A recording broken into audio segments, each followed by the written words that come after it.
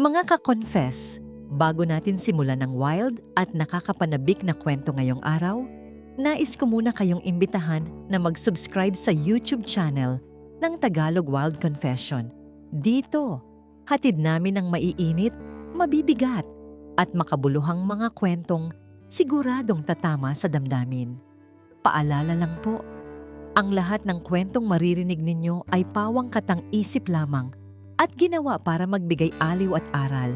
Anumang pagkakatulad sa tunay na tao o pangyayari ay hindi sinasadya. At ngayon, mga ka-confess, ihanda nyo na ang sarili ninyo dahil isa na namang nakakaintriga at kapanapanabik na Tagalog. Wild confession ang inyong mapapakinggan. Simulan na natin. Dear Ate J, itago mo na lang ako sa pangalang Jenny. Isang simpleng estudyante mula sa probinsya na lumuwas ng Maynila, bit-bit ang mga pangarap at ang tiwalang ibinigay ng aking mga magulang.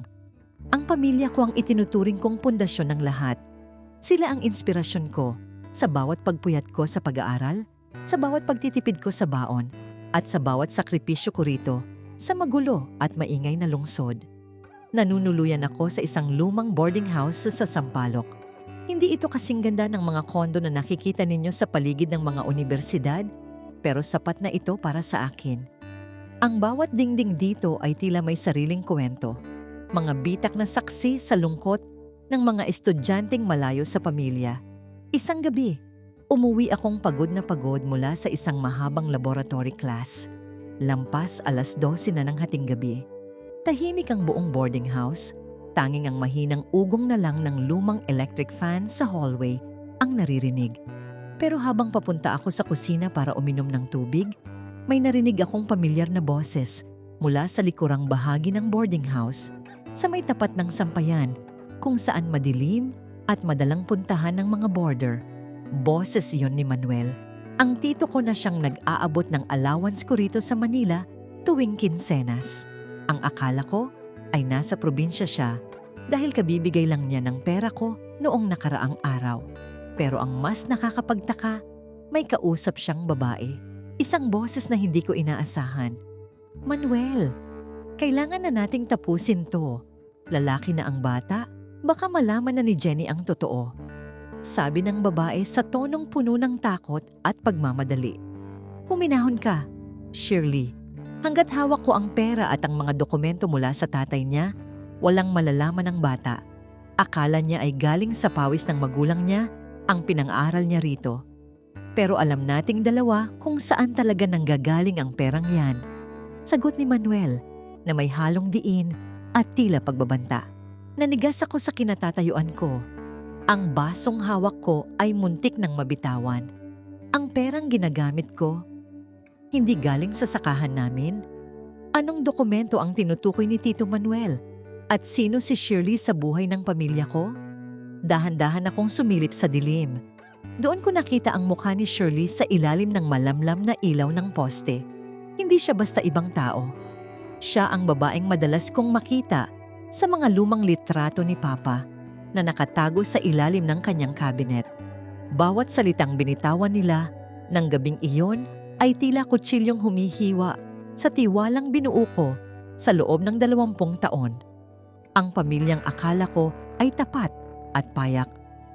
Tila isang malaking kasinungalingan na unti-unting nabubuwag sa harap ko.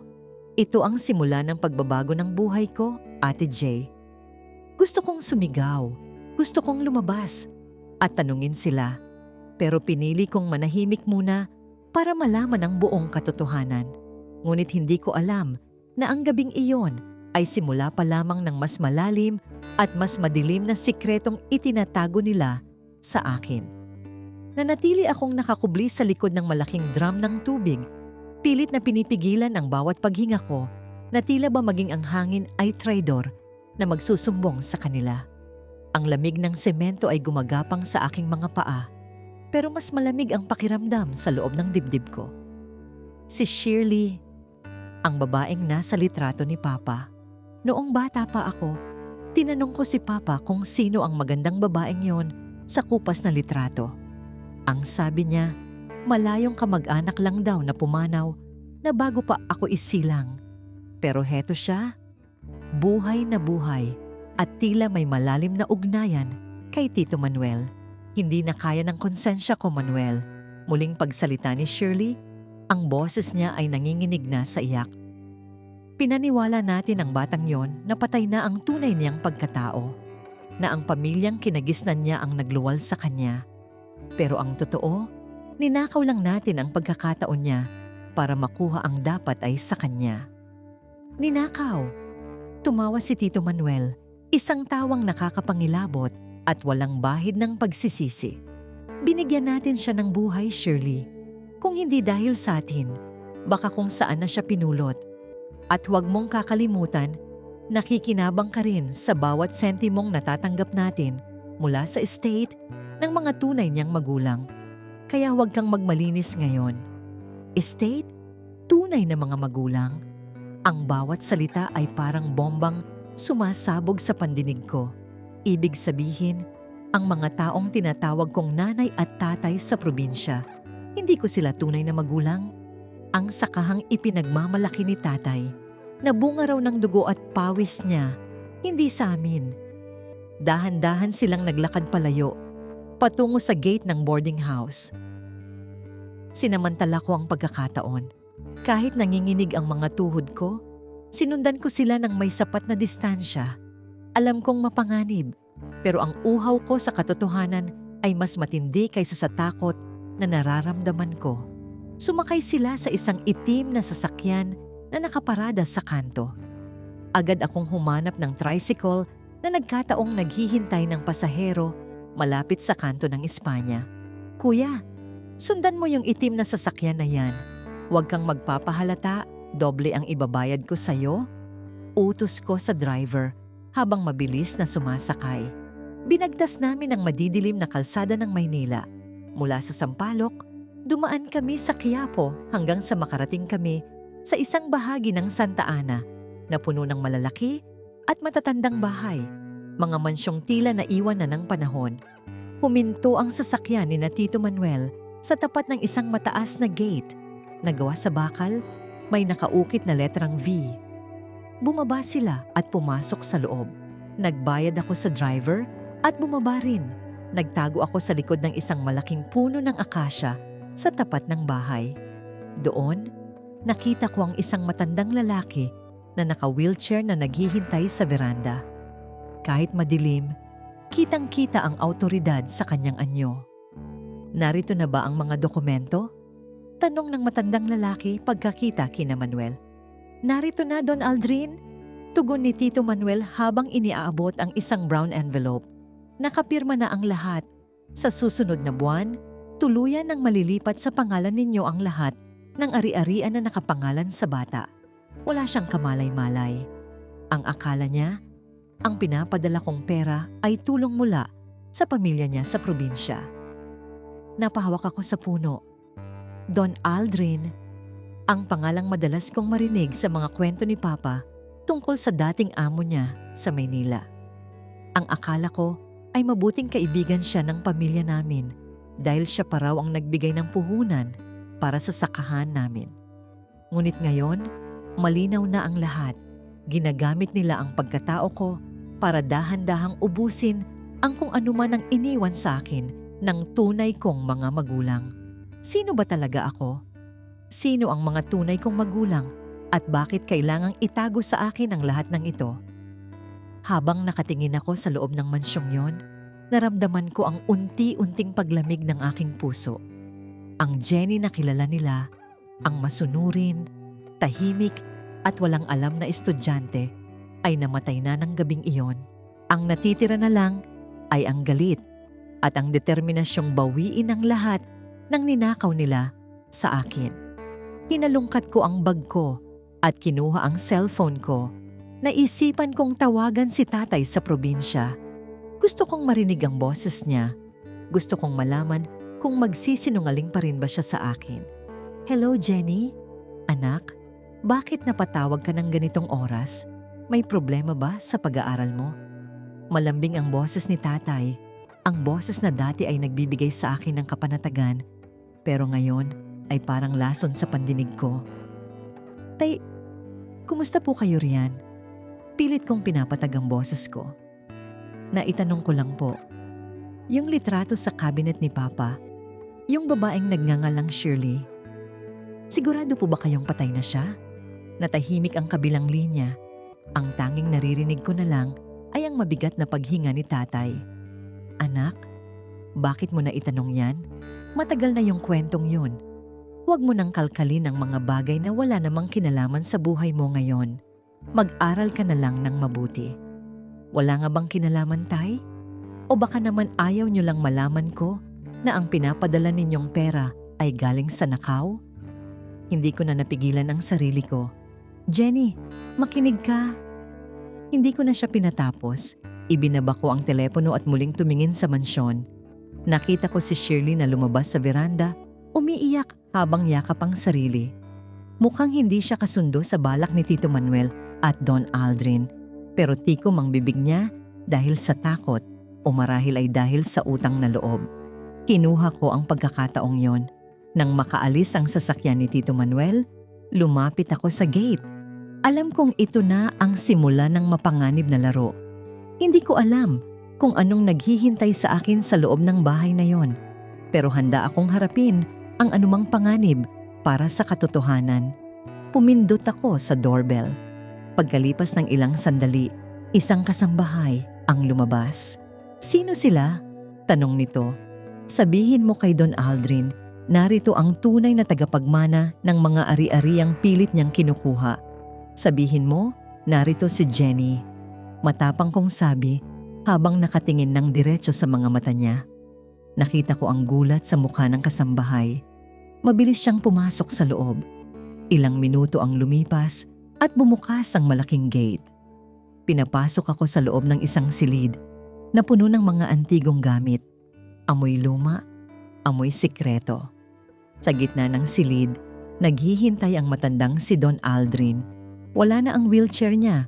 Nakatayo siya ng tuwid at may hawak na baso ng alak. Sa tabi niya ay nakatayo si Shirley, namumutla at tila hihimatayin sa takot. Kaya pala pamilyar ang mukha mo. Simula ni Don Aldrin habang dahan-dahang lumalapit sa akin.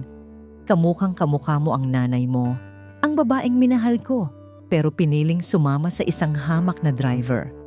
Nanlaki ang mga mata ko. Ang tunay kong nanay. Iniwan niya ang mayamang buhay para sa isang driver? At sino ang driver na yon? Huwag kang magulat, Jenny. Dagdag pa ni Don Aldrin. Ang driver na yun ay walang iba kundi ang lalaking tinatawag mong tatay sa probinsya ngayon. Hindi kanya ninakaw. Ibinigay kanya sa amin para protektahan ka. Pero dahil sa kasakiman ni Manuel, nauwi ang lahat sa ganito. Naramdaman ko ang pag-ikot ng paligid. Ang taong akala ko ay biktima, ang tunay kong ama. Siya ang dahilan kung bakit ako napunta sa sitwasyong ito. Pero bakit? Bakit kailangang itago ang lahat? Huwag kang maniwala sa kanya, Jenny. Sigaw ni Shirley. Nagsisinungaling siya. Hindi si Manuel ang may kasalanan, kundi siya. Pinatay niya ang nanay mo para makuha ang yaman. Isang malakas na sampal ang dumapo sa mukha ni Shirley. Manahimik ka, Shirley, kung ayaw mong sumunod sa kanya sa hukay. Galit na sigaw ni Don Aldrin. Sa pagkakataong iyon, nalaman kong hindi lang pera ang nakataya rito. Buhay ang kapalit ng katotohanang hinahanap ko. At sa loob ng boarding house na akala ko ay ligtas na silungan, doon ko pala dinala ang sarili ko sa bingit ng kamatayan. Biglang bumukas ang pinto at pumasok si Tito Manuel. May hawak na baril. Sabi ko na nga ba, susundan mo kami. Masyado kang matalino para sa sarili mong ikabubuti, Jenny. Nakatingin ako sa dulo ng baril ni Tito Manuel. Ang taong nag-aabot sa akin ng allowance, ang taong laging nagtatanong kung kumain na ba ako. Siya na ngayon ang handang pumatay sa akin para sa pera. Ano na ang gagawin natin sa kanya, Don Aldrin? Tanong ni Manuel habang dahan-dahang lumalapit sa akin. Dalhin siya sa basement. Doon natin siya patatapusin ng lahat. Walang dapat makaalam na nakarating siya rito. Malamig na utos ng matanda. Habang hinihila ako ni Manuel pababa sa madilim na hagdan ng mansyon, Tanging ang mukha ni tatay sa probinsya ang naiisip ko. May alam ba talaga siya? O baka naman, kasabwat din siya sa plano ni na Don Aldrin? Sa bawat baitang ng hagdan na binababa namin, lalong lumalalim ang misteryo. At sa bawat patak ng luha ko, lalong tumitibay ang pangako ko sa sarili. Kung mamatay man ako rito, sisiguraduhin kong isasama ko sila sa impyernong binuo nila para sa akin. Nakarating kami sa basement, isang masikip at mabahong silid na puno ng mga lumang kaban. Itinulak ako ni Manuel sa loob at mabilis na nilak ang pinto. "Diyan ka muna, Jenny. Magdasal ka na dahil bukas ng umaga, wala nang makakaalala na may isang estudyanteng nagngangalang Jenny na nanirahan sa Maynila." Wika ni Manuel bago tuluyang umalis. Naiwan akong mag-isa sa dilim. Pero sa hindi kalayuan, may narinig akong mahinang kalos. May tao sa loob ng basement na ito maliban sa akin. "Sino yan?" Pabulong kong tanong habang pilit na kinakapa ang paligid. "Jenny, ikaw ba yan?" Isang boses ng lalaki ang sumagot. Isang boses na hindi ko inaasahan. Boses iyon ni Aldrin. Ang anak ni Don Aldrin na balita ko ay matagal nang nasa ibang bansa. "Aldrin, bakit ka narito?" Ikinulong ako ng sarili kong ama dahil nalaman ko ang balak nila sa'yo. "Jenny, kailangan nating makalabas dito. Hindi lang ikaw ang nasa panganib. Ang buong pamilya mo sa probinsya, pinapunta na roon ng mga tauhan ni Manuel para patahimikin din sila." Nanigas ako. Ang pamilya ko, sina nanay at tatay, nasa panganib dahil sa akin.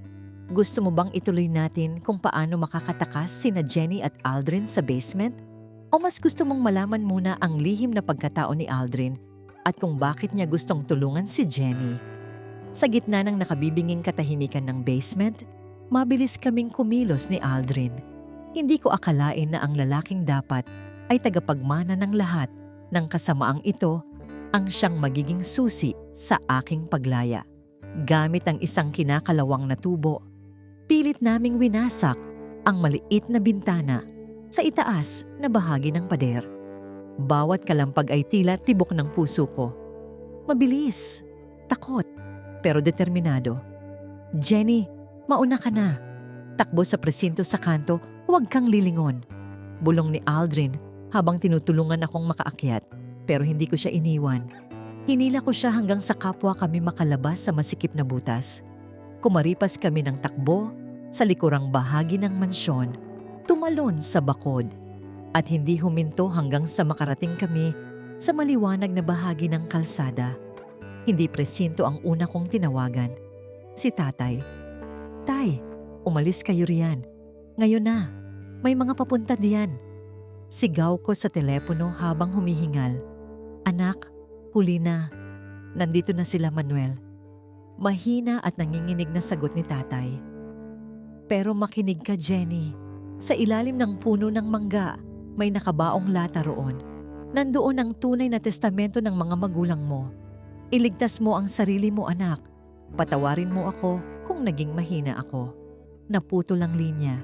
Isang putok ng baril ang narinig ko bago namatay ang tawag. Napasigaw ako sa gitna ng kalsada. Gumuho ang mundo ko, pero hinawakan ni Aldrin ang balikat ko. "Hindi pa tapos ang lahat, Jenny. May ebidensya tayo." Dinala kami ni Aldrin sa National Bureau of Investigation, NBI. Doon, inilabas niya ang isang recorder na itinago niya sa kanyang bulsa.